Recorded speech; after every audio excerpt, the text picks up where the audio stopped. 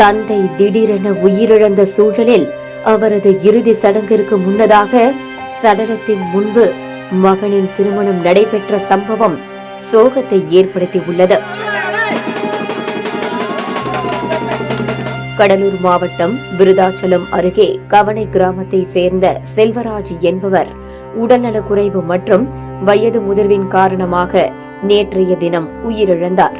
இந்த நிலையில் தந்தையின் மரணத்தால் இடிந்து போன மகன் அப்பு அவரது ஆசீர்வாதத்தோடு திருமணம் செய்து கொள்ள முடிவு செய்துள்ளார்.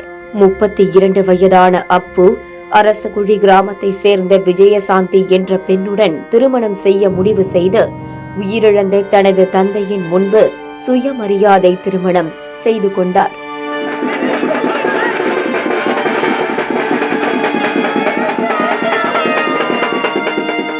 உயிரிழந்த தந்தையின் இறுதி சடங்கிற்கு முன்னதாக அவரது கையை பிடித்து தாலி எடுத்து கொடுக்க வைத்து திருமணம் செய்துள்ளார் அப்பு. ஒருபுறம் இறப்புக்கு மேலமடிக்க கண்ணீரோடு தாலி கட்டிய காட்சிகள் சொந்தங்களை சோகத்தில் ஆழ்த்தியது.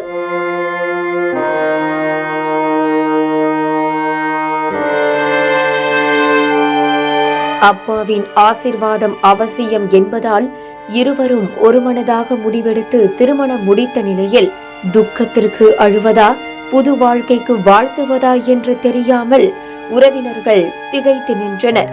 திருமணம் முடிந்ததை தொடர்ந்து தந்தையின் உடலுக்கு இறுதி சடங்குகளை செய்து அடக்கம் செய்துள்ளனர்.